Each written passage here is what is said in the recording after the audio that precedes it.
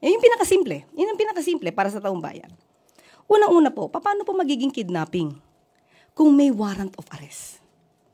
It was issued by an authority, by the court.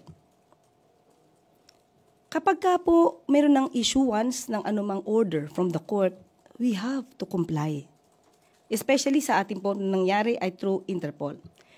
Hindi po pwedeng kapag ka po nagsuserve ang sino mang otoridad, let's say sheriff, atin na lang po itong tatalikuran, or ating sasaktan, o ating susuntukin. Hindi po pwedeng ganun. Kung ano po ang nandiyan at legal po na masasabi nating order from the court, we should abide.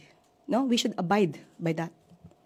So wala po ako nakikitang kidnapping dahil hindi nga po ito sa puwersahan at lahat po ng elemento na dapat pong gamitin para maging masabing valid yung warrant of arrest at yung paghingi ng assistance ng Interpol ay nandiyan naman po. Kompleto po tayo ng papel.